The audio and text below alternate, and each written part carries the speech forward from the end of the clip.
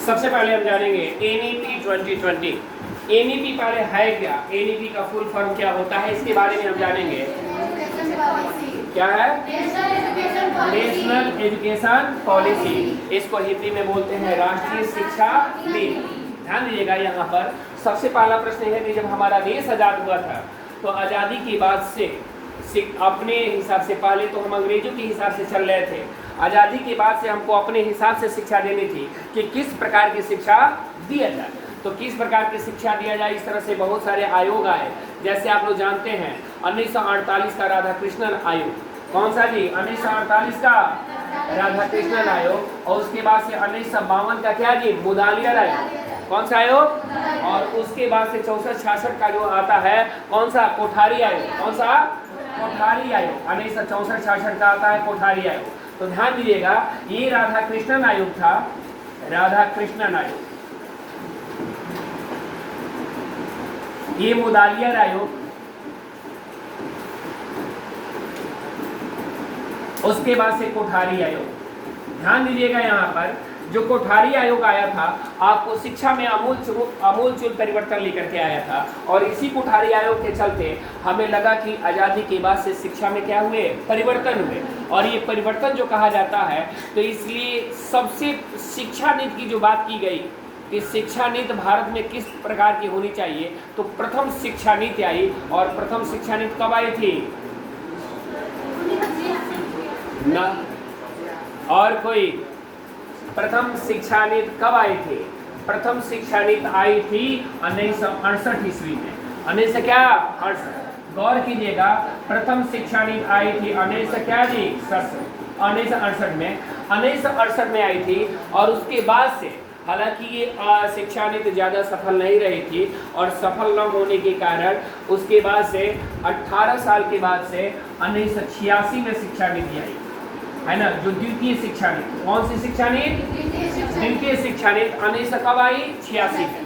अब देखिएगा, आपको गौर कीजिएगा, और उसके बाद से 1986 के बाद से शिक्षा नीति अभी हम जो देख रहे हैं 2020 की शिक्षा नीति। 2020 की शिक्षा नीति ये आज़ादी के बाद से कौन सी शिक्षा नीति है? द्वितीय शिक्षा नीति है ना। तो 2020 की शिक्षा नीति आई, और भारत में तो इसकी क्या आवश्यकता पड़ी, इसके बारे में आप थोड़ा बहुत हम बता दे रहे हैं। क्योंकि आप जानते हैं कि धीरे धीरे जैसे जैसे आप आगे बढ़ते हैं, उस तरीके से नए नए टेक्नोलॉजी, नए नए तकनीक का विकास होता है। और उस तरीके से शिक्षा में भी परिवर्तन की समय परिस्थिति को देखते हुए किस प्रकार की शिक्षा दी जाए, है ना। तो वह उसी तरह से शिक्षा नीति आती है, और उसी के हिसाब से पाठ्यक्रम आते हैं कि पाठ्यक्रम में क्या बदलाव किया जाए स्थिति परिस्थिति को देखते हुए।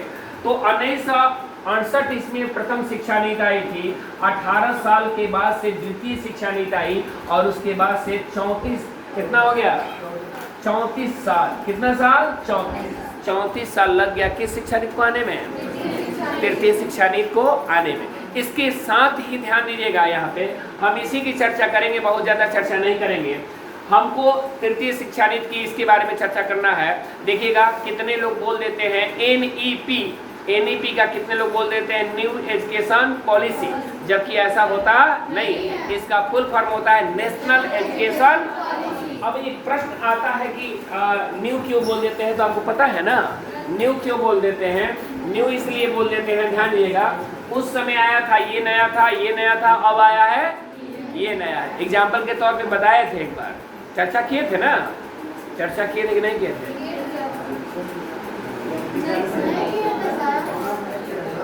नहीं किए थे, बताए थे हम, ये बताए थे। जैसे सत्यम खड़े हो जा रहे हैं, सत्यम खड़े हो जाइए। जैसे कहा दे कि आपके कितने भाई हैं? 3। कितने भाई हैं? 3। बड़े भाई की शादी कब हुई थी? 2015 में।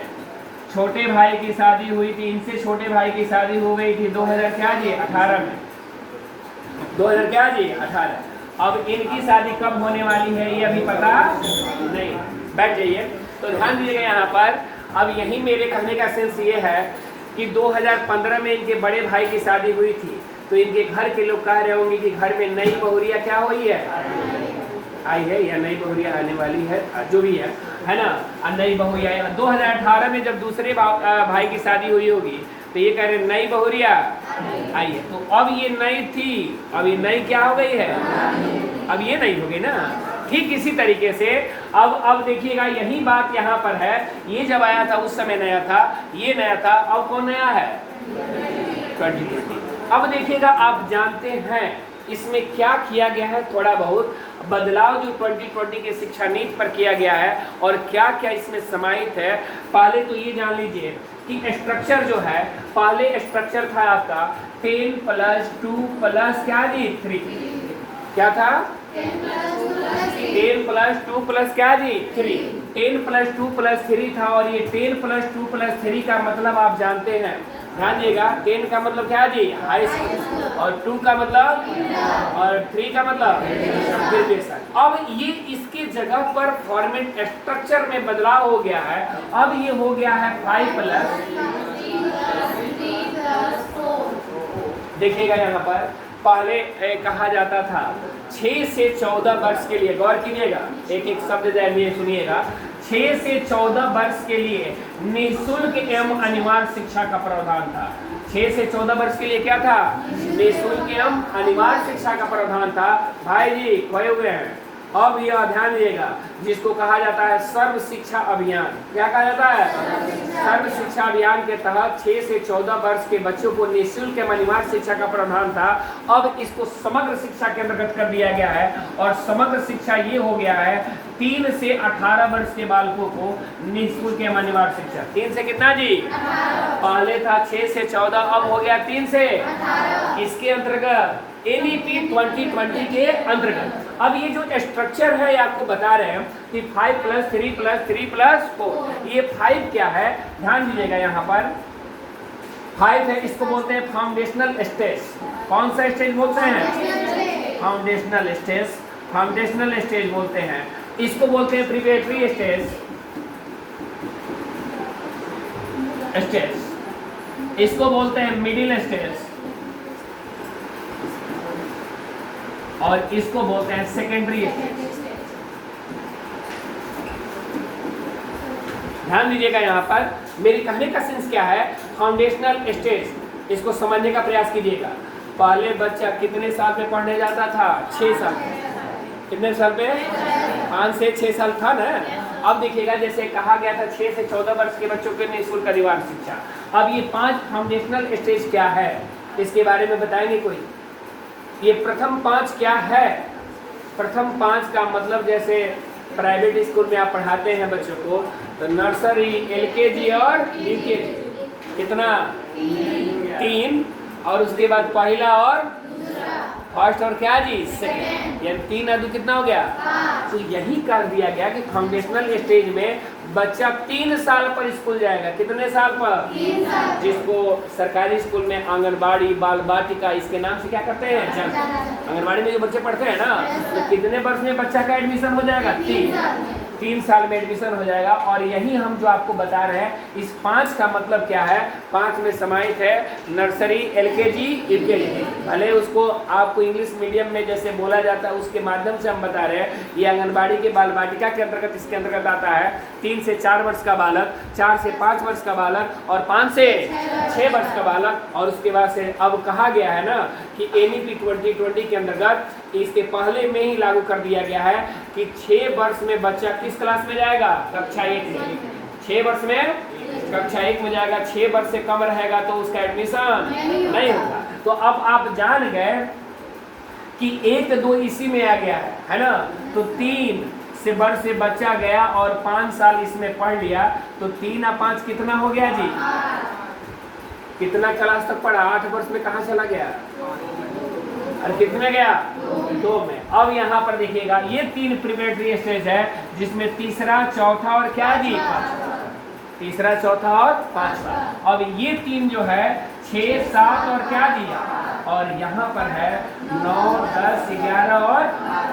अब यहाँ पर समझने का प्रयास कीजिएगा ये कि ये जो स्टेज है आपको, ये 8 हो गया, 8 और 3 कितना हो गया, 11। अरे हुआ ना, ऐसे लिख दे 11, 11 3 कितना हो गया, 14, और 14 4 कितना हो गया, हो गया कि नहीं। 3 साल में बालक आया और कितना साल हो गया, 18 साल। समझे कि नहीं समझे हम लोग। एक प्रश्न पूछा जा सकता है आपसे कि बताइए 3 साल में और 18 साल में आप 12 कर लिए, अब इसमें विद्यालय शिक्षा कितना प्राप्त हुई आपको? अरे विद्यालय शिक्षा कितना?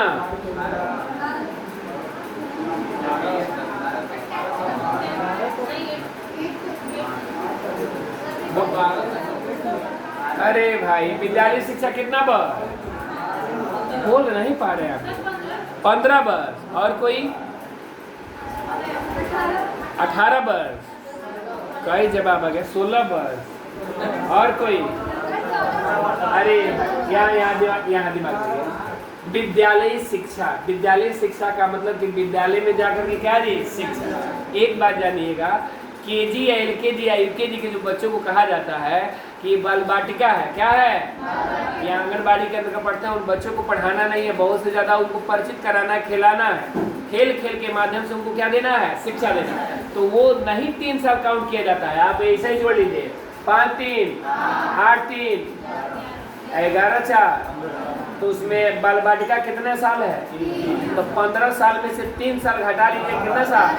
कभी भी ये मत कहिएगा विद्यालयी शिक्षा की बात कर देगा, है ना, विद्यालयी शिक्षा की बात कर देगा तो विद्यालय शिक्षा हो जाएगा कितना साल? 12 वर्ष। कितना वर्ष?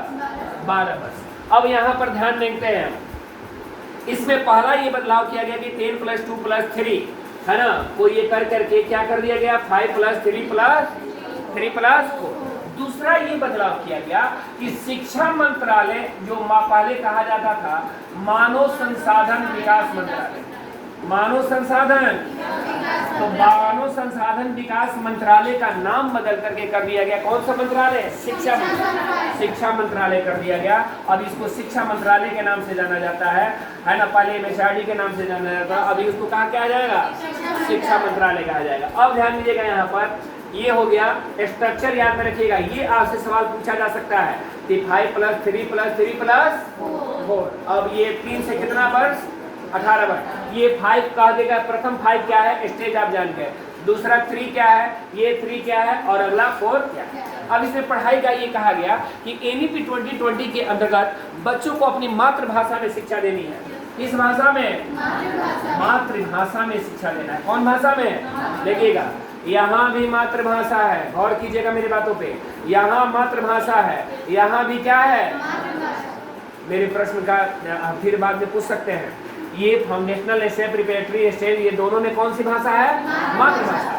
लेकिन जब मिडिल में जाते हैं तो यहाँ पे कहा जाता है कि नहीं, मातृभाषा के साथ राज अपने साथ हिंदी के साथ, और उसको क्या चाह रहा है जी? इंग्लिश, है ना। कोई एक और भी अपना भाषा क्या कर सकता है? ऐड कर सकता है। वो चाहे जो भाषा क्या करना चाहे?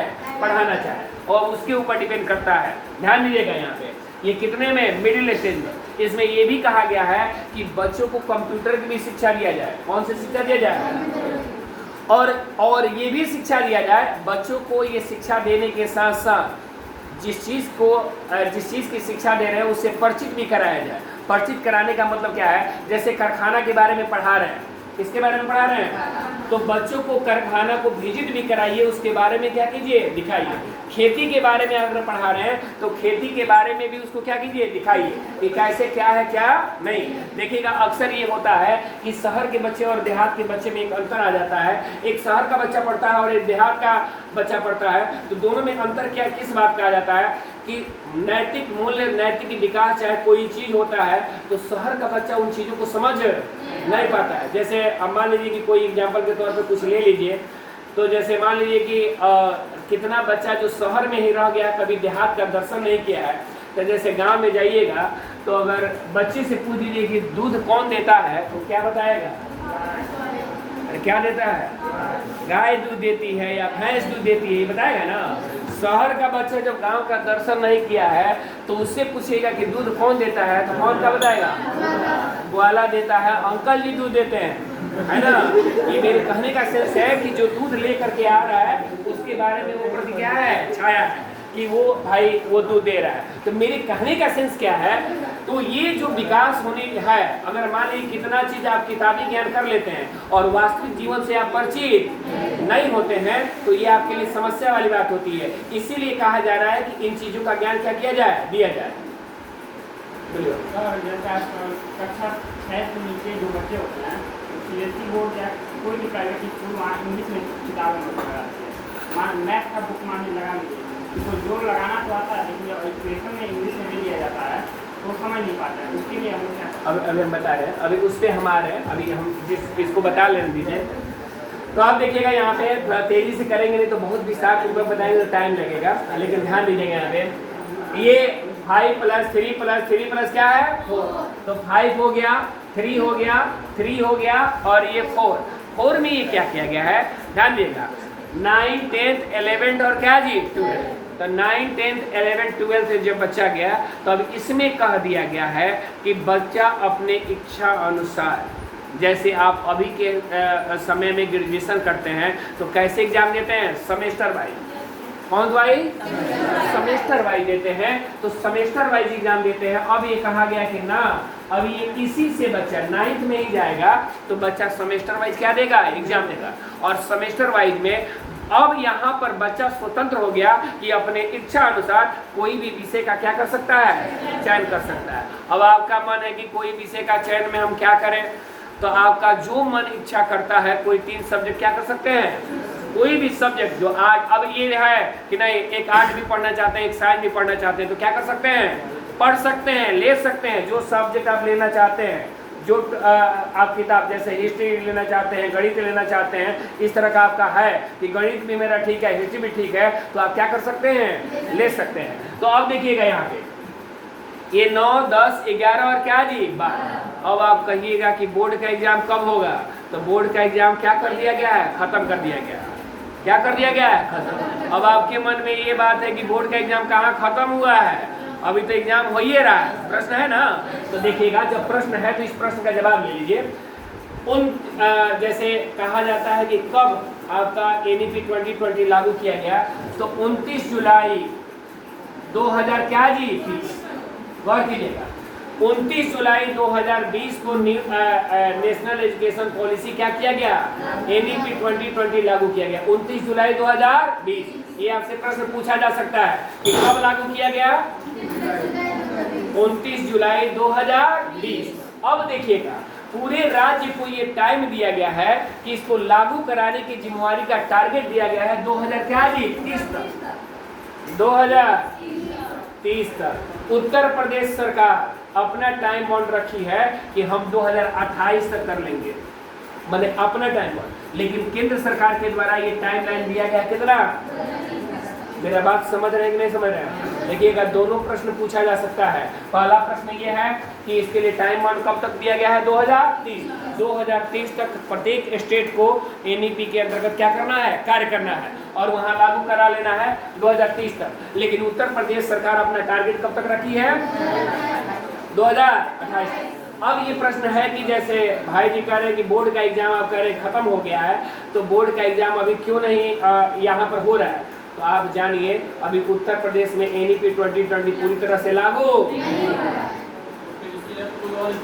ध्यान दीजिएगा। अब बता रहे हैं कोई एग्जाम नहीं होगा, गौर कीजिएगा। अब हाई स्कूल का बोर्ड का एग्जाम नहीं होगा, हाँ विद्यालय स्वयं अपना एग्जाम लेगा।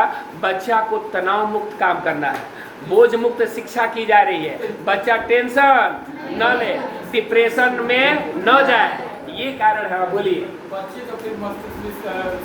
सुनिए, अब मैं बता दे रहा हूँ, यही चीज है। जैसे जो आप कह रहे हैं, जैसे कितने लड़के ऐसे होते हैं ना कि जैसे एग्जाम की तैयारी पूरा साल भर किए हैं चाहे नहीं किए हैं, जब एग्जाम बोर्ड का एग्जाम आने लगता है तो प्रेशर में आ जाते हैं, और प्रेशर में आके पढ़ना क्या कर देते हैं, जब 10-15